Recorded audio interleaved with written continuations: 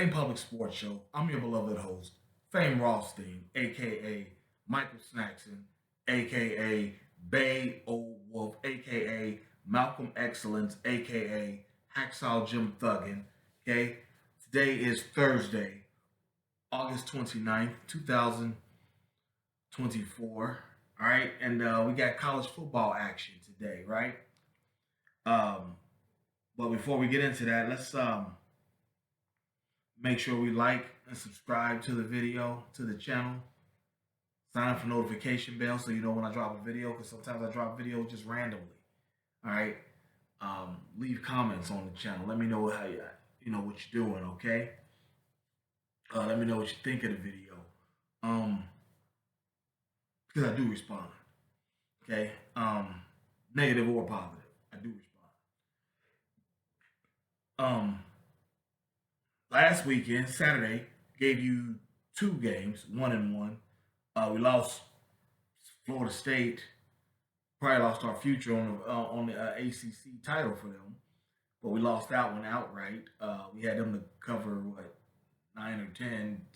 Doesn't matter. They lost outright by a touchdown or a field goal, or whatever. And but we had Montana State and New Mexico. We had them going over 52, and it got in the 60s. Montana State got busy like in the fourth quarter, you know. But nonetheless, here we are, Thursday the 29th. A lot of games for us to get into for this Thursday, and we'll have four more for you on Saturday. Won't have any Friday games, but we do have four for you on Saturday. Won't have any Sunday or Monday games either. Then next week, you know, we should have games every day. There's at least five college football games, or if it's one good standalone game, we'll have it for you. All right. Let's start with our first game, 7:30 Eastern. You got the Rockets of Toledo hosting the Duquesne Dukes. All right. Now Duquesne, they're from FCS, 1AA. They were 7-5 last year, 6-1 in their conference. Last year, they scored 27 a game, gave up 30. Okay, I mean they got smoked by like Coastal Carolina, like 66-7 or some shit like that. It's a little lopsided. They're a little better than that, as you can see by the record. They were 7-5, and they I think another uh, FBS school cracked them pretty good. But then they lost in the playoffs to Youngstown State, 40-7. So um, they are what they are. They are what the record says they are, right? Toledo 8-11-3 last year, 8-0, won the MAC, okay, Mid America Conference. Okay, they scored 32 a game, gave up 20. All right, they got the running back Jaquez Stewart. He had only had 110 rushes last year, but he was over 5 yards a carry, 5.2, 574 yards. And Gleason Tucker, their quarterback, threw 6 touchdowns last year. All right, he didn't. He wasn't the main quarterback, so he's kind of starting. Um, for 30 years now, Toledo's been the class of the MAC Mid American Conference. If not the whole 30, most of the 30. Probably shared a little bit of it with Ohio Bobcats, but for the most part, I think right now Florida, or I'm sorry, right now Toledo is a 28-point favorite. It started off at 28 and a half. That's what I got it at. But I think Florida, or I keep saying Florida, I think Toledo is going to cover the 28 easily on this team. And so we're going to take Toledo on chalk, minus 28, minus 28 and a half, whatever you got it. Right now it's 28 for minus 110. Take it at that. I got it at 28 and a half. All right. And let's see here. 8 o'clock games. You got two 8 o'clock games. All right. One of them, major college action. Okay. North Carolina out of the ACC going to Minnesota, take on the Golden Gophers of the Big Ten. Um, Minnesota, PJ Fleck, he's a funny coach, man. Everybody talking, he wears the shirt and tie on the sideline, all the goofy shit. After a while, it's going to subside, and players are going to be immune to that, and it's not going to affect them any way or the other. And it's done that now with him. Last year, they gave up just about 21 points a game, gave up just about 27. Okay. They gave up almost 5 yards a carry, 4.7 yards a carry, which is significant, especially in the Big Ten. You know, and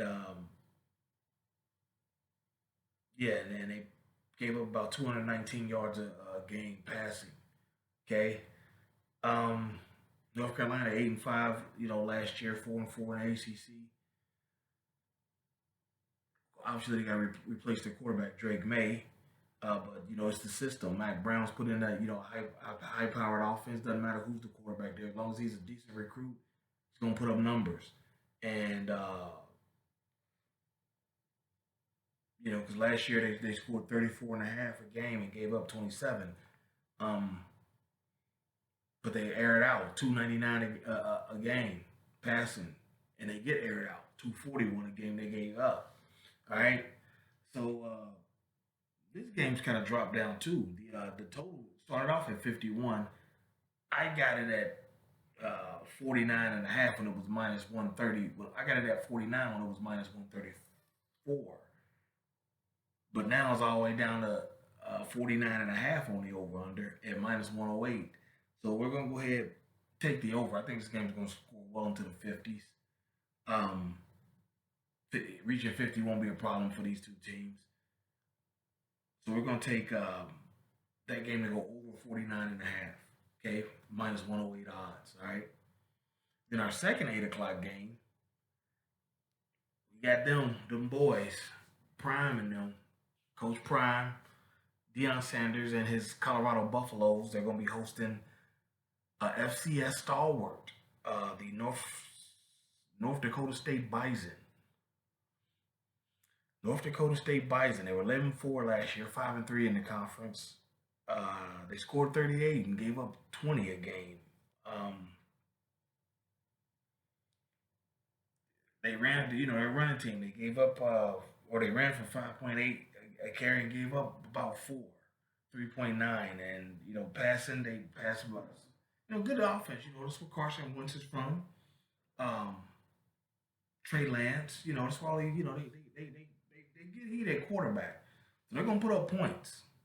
Okay.